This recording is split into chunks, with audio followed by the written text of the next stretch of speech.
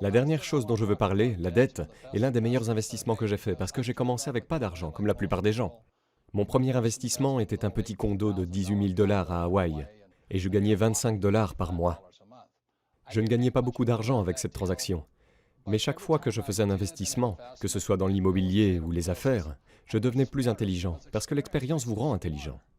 J'ai commencé avec juste une petite unité de 18 000 $, j'ai utilisé ma carte de crédit, j'ai payé l'acompte de 2 000 $ avec ma carte de crédit, donc c'était financé à 100%. Maintenant, la plupart des experts vous diront « c'est stupide, ne faites pas ça ».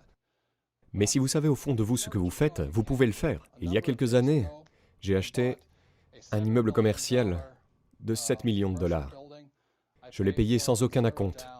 Chaque mois, une fois que tout est payé, il met environ 30 000 $ par mois de revenus dans ma poche, ou 360 000 $ par an, sans acompte.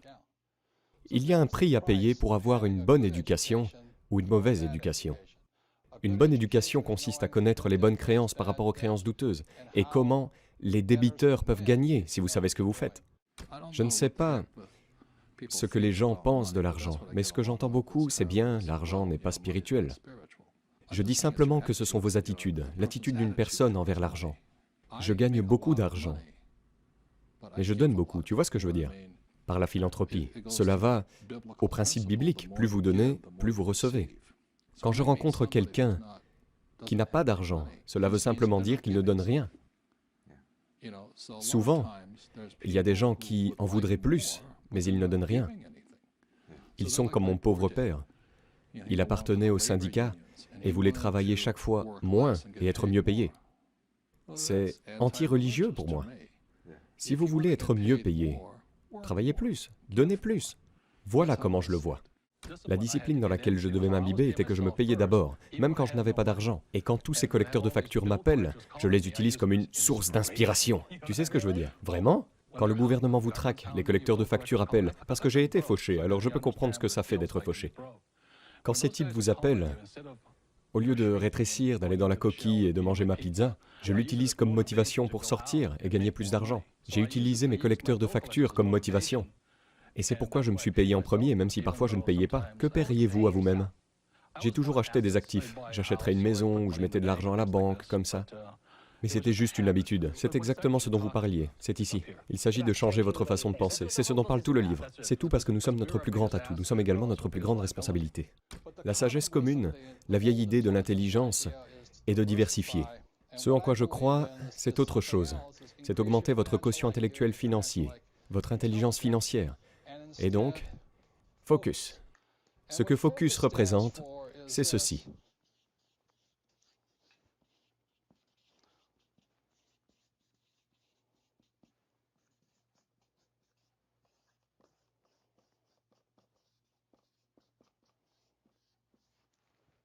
Focus est de suivre un cours jusqu'à ce que vous réussissiez. C'est ce que j'ai fait en 1973. Je me suis inscrit à mon premier cours sur l'investissement réel. Et je l'ai fait, et je l'ai fait, et je l'ai fait. J'ai acheté cette petite place à 18 000 $ et je l'ai réaménagée. Je l'ai fait encore une fois, et je l'ai fait encore une fois, jusqu'au point où je l'ai compris. Ensuite, je suis devenu entrepreneur. Je l'ai fait, je l'ai fait, et je l'ai fait. J'apprends toujours, et j'apprends toujours sur l'immobilier. En 1966, je me suis lancé dans le pétrole quand je suis allé travailler pour la Standard Oil Company. Aujourd'hui, je me concentre toujours sur cela. J'investis dans le pétrole et le pétrole. Et je ne me diversifie pas. Cela ne veut pas dire que je ne perds pas. Parfois je perds, parfois je fais des erreurs. Mais je n'achète tout simplement pas le bien avec tout le mal. Si vous voulez réussir en tant qu'investisseur, la diversification est bonne pour l'investisseur moyen. Si c'est ce que vous voulez être, alors ayez une belle vie. Ce que je préfère faire, c'est pouvoir connaître les bons des mauvais, les bons investissements des mauvais investissements, les bons conseillers des mauvais conseillers, ce qui est bon pour moi et ce qui n'est pas bon pour vous. Car ce que je fais, ce n'est pas nécessairement ce qui fonctionnera pour vous, et vice-versa ici. C'est pourquoi je pense vraiment qu'au lieu de diversifier, les nouvelles règles de l'argent disent de suivre un cours jusqu'à ce que vous réussissiez, puis de continuer à le faire, car une fois que vous avez trouvé le moyen de réussir, vous pouvez le faire encore, encore et encore. Le problème, c'est que les économies augmentent, les économies s'effondrent, nous pourrions entrer dans une dépression dans le monde entier. Comme je l'ai dit, la France est en très gros problème. L'Allemagne va bien, l'Angleterre est en grande difficulté, la Chine est en difficulté. Si nous acceptons cela, nous entrons dans une dépression mondiale, et cela pourrait prendre 10 ans. Pendant ces périodes, c'est le meilleur moment. J'ai gagné plus d'argent au cours des 3 dernières années que jamais dans ma vie. J'ai acheté 5 terrains de golf l'année dernière grâce à une banque. C'est impressionnant, oui. Eh bien, la banque, oui, et Donald en a acheté 10. Il les donne. Personne ne me l'a dit. Oui, mais il faut savoir comment les faire fonctionner. Vous devez être un entrepreneur. Les banques vous appellent juste et elles disent « il y a eu cela ». C'était 5. C'était 5 terrains de golf et un hôtel. Dans les États? En Arizona, oui, la Mecque du golf. Cette société japonaise l'avait et ils m'ont demandé si je voulais l'acheter. Il y a environ 5 ans, pour 260 millions. J'ai dit « cela n'a pas de sens. Cela n'a pas de sens à 260 millions ». Ils m'ont dit que je ne savais pas ce que je faisais, ceci, cela, et j'ai dit « ok, au revoir ». Puis, il y a 1 an, en été, Citibank a appelé et a dit « vous voulez ces terrains de golf ?» Ils m'ont donné de l'argent pour les acheter. Juste pour rappeler, vers 1975, j'ai sorti ce produit. Nous réussissons extrêmement bien, mais nous manquions toujours d'argent. Plus nous réussissions, plus nous manquions d'argent. C'est alors que je suis allé voir mon père riche et j'ai essayé d'emprunter 100 000 $. Il m'a mâché. Il dit « Pourquoi investirais-je dans un produit stupide alors que vous avez une mauvaise affaire ?» C'est alors qu'il a commencé à m'apprendre le niveau suivant de ma formation en entrepreneuriat. Il ne s'agit pas du produit, il s'agit de concevoir une entreprise qui n'a pas besoin de moi pour continuer à lever des capitaux. En d'autres termes, comment concevez-vous une entreprise qui continue de lever des fonds automatiquement? Aujourd'hui, The Rich Dad Company est riche en liquidités. Les liquidités continuent d'affluer parce que la capacité de collecter des fonds en permanence a été conçue dans l'entreprise. Encore une fois, c'est le diagramme, c'est le triangle BI. Ce sont les 8 pièces qui composent une entreprise. Lorsqu'une entreprise souffre, souvent, c'est parce qu'il manque l'un de ces 8 éléments. Par exemple, plusieurs fois les gens disent « j'ai un excellent produit », mais leur système juridique est vraiment mauvais, ou leurs systèmes de communication sont mauvais, ou leur traitement interne des commandes est mauvais, ou la fabrication est mauvaise, ou la commercialisation est mauvaise, ou ils ont une mauvaise gestion des flux de trésorerie. Une autre partie de votre quotient intellectuel financier est de savoir qu'il existe 3 types de revenus. Si vous voulez, disons, travailler dur, la plupart des gens travaillent dur pour gagner un salaire, et c'est pour cela que ces personnes travaillent. Le problème avec le salaire gagné en Amérique, votre taux d'imposition est d'environ 50%. Ou comme le dit Warren Buffett, c'est dommage que sa secrétaire paye un pourcentage d'impôt plus élevé que lui, même s'il gagne des milliards de dollars. Lorsque vous dites à un enfant « allez à l'école et trouve un emploi sûr et sûr », vous lui dites de travailler pour gagner un salaire, le pire type de revenu. Le deuxième type de revenu est le revenu de portefeuille. Et aujourd'hui, au moment où je vous parle, je vais essayer de changer cela. Il est d'environ 20% et le revenu du portefeuille est généralement appelé gain en capital. Si j'achète une action pour 10 $ et je la vends pour 50 $, les 40 $ sont taxés à 20%. Ou si j'achète une maison pour 100 000 et que je la vends pour 200 000, c'est un événement de type gain en capital, donc vous paierez un impôt moins élevé pour cela. Le troisième type de revenu, qui est le meilleur type de revenu, excusez-moi, je ne peux pas les plaire encore une fois, c'est le revenu passif. Ce sont des revenus qui arrivent régulièrement. L'une des raisons pour lesquelles je suis riche et que j'ai pu prendre ma retraite à un jeune âge est que j'ai travaillé dur pour obtenir un revenu passif, et non un revenu gagné. Je ne revends pas dans l'immobilier en général, pas de revenu de portefeuille, je ne revends pas les actions. Je veux un revenu passif. Aujourd'hui, les nouvelles règles de l'argent, il est important de comprendre ce que vous allez devenir après l'école, employé, solopreneur, entrepreneur ou investisseur. Pour quel type de revenu travaillez-vous dur, salaire, portefeuille ou passif? Si vous savez ce que vous faites, vous pouvez payer des impôts de 0% légalement. Et cela peut être fait partout dans le monde. Les gens disent « vous ne pouvez pas le faire dans mon pays ». Eh bien, ces gens ne peuvent le faire dans aucun pays. Mais dans la plupart des régions du monde, les gouvernements ont besoin de ces gens. Ils offrent toujours des incitations fiscales aux investisseurs et aux propriétaires d'entreprises qui souhaitent un revenu passif. Telles sont quelques-unes des nouvelles règles de l'argent. C'est vraiment savoir dans quoi vous travaillez dur et quel genre de travail vous effectuez. Pour quel type de revenu travaillez-vous dur? Eh bien, la plupart des entrepreneurs qui réussissent ont fait faillite. Henry Ford, un ancien entrepreneur, a fait faillite 5 fois. Regardez Steve Jobs. Son propre conseil l'a renvoyé. Bill Gates a été traduit devant la Cour suprême pour pratiques monopolistiques.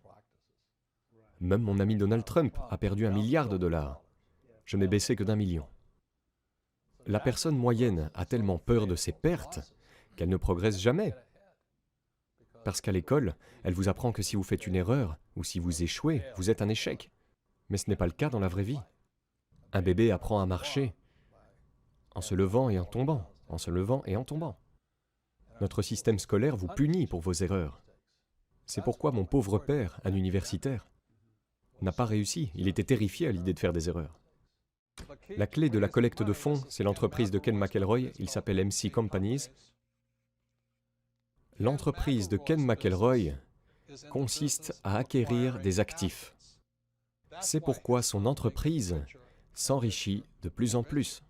Chaque année, il ajoute probablement 1000 nouveaux appartements à son inventaire. De sorte que la société de Ken s'enrichit de plus en plus, parce que MC Company est conçue pour augmenter ses actifs. Les entreprises mal conçues n'ont jamais d'actifs, ils ont d'énormes passifs. J'espère que cela a du sens pour vous. L'entreprise de Ken McElroy devient de plus en plus forte, car chaque année, il augmente ses actifs. The Rich Dad Company devient de plus en plus forte, car chaque année, nous ajoutons plus d'actifs. Cette année, nous ajoutons la franchise à notre mix. De plus, le livre Rich Brother, Rich Sister est sorti. Nous sortons The Real Book of Real Estate, etc., etc. Tout le monde, sur ces produits, chaque année, continue d'envoyer de l'argent dans notre entreprise. C'est une idée d'entreprise bien conçue. Si vous avez une entreprise bien conçue, je me fiche que ce soit pour l'immobilier ou pour des jeux de société de trésorerie, si elle est bien conçue, les investisseurs vous donneront de l'argent, parce que c'est une entreprise bien conçue. Je pense que la grande erreur est d'entendre tellement de gens dire qu'il est important d'épargner. C'est ridicule. Et la raison pour laquelle c'est ridicule est que ce qui s'est passé en 1971 est crucial. En 1971, le dollar américain a cessé d'être de l'argent. En 1971, le dollar américain est devenu une devise. Ce que cela signifiait, c'est que Richard Nixon, en 1971, le président, nous a fait sortir de l'étalon or. C'est comme donner un règne sans alcool au bar, ou c'est comme donner à quelqu'un qui ne peut pas contrôler ses dépenses illimitées en carte de crédit. Ce qui se passe, c'est que tous les épargnants aujourd'hui sont des perdants. Le problème avec 1971, c'est que le gouvernement fédéral continue d'imprimer de l'argent, de sorte que la valeur de votre argent ne cesse de baisser. Ces gens, je suis en train d'épargner, j'épargne, j'épargne. Si vous remarquez que la valeur du dollar baisse, les prix augmentent. Ils appellent cela l'inflation. Vous le regardez. En 1997, le pétrole coûtait, je pense, 10 $ le baril. 10 ans plus tard, c'est environ 135 $. Le baril, disons que c'est l'inflation. Mais vraiment, quelle est la valeur du dollar à la baisse? Les épargnants sont anéantis aujourd'hui. Pour continuer à vous dire et à vos enfants d'économiser de l'argent, ce n'est pas la nouvelle règle, c'est une vieille règle. Un très gros problème pour la plupart des gens est d'arrêter d'utiliser le mot « épargner » et d'utiliser le mot « couverture ». Vous devez couvrir votre argent, vous protéger contre les pertes. Quand j'achète une action, je mets une couverture.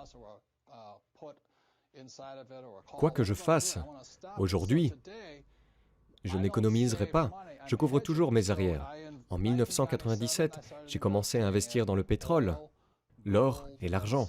Donc, à mesure qu'une baisse d'1 $, le pétrole, l'or et l'argent ont augmenté. Je ne parie pas tellement sur le pétrole, l'or et l'argent. Je parie contre le dollar américain. C'est pourquoi cette idée que vous allez dire aux gens « vous devez économiser de l'argent », c'est vraiment une idée obsolète, parce que l'idée est devenue obsolète en 1971. Le dollar américain, ces dernières années, a perdu près de 80% de son pouvoir d'achat. La prédiction est, parce que cela s'est produit à travers l'histoire, cela s'est passé il y a des milliers d'années avec les Romains, avec les Grecs, avec les Allemands, avec les Anglais, les Japonais et les Chinois. Chaque fois qu'ils ont fait de l'argent une devise, quelque chose que vous pouvez imprimer de manière illimitée, à chaque fois que cela s'est produit, la devise est revenue à sa vraie valeur, qui est de 0. Je crains que, alors que cette volatilité économique se poursuit, les épargnants qui opèrent selon les anciennes règles de l'argent vont simplement être anéantis, parce que le pouvoir d'achat de leur dollar va baisser. Même si la banque vous paye des intérêts de 5% à 10%, vous ne pouvez pas suivre le rythme des banques qui impriment de l'argent. C'est la vieille règle de l'argent, c'est économiser de l'argent. La nouvelle règle est la couverture. Vous devez être capable de voir ce qui se passe alors que quelque chose d'autre arrive.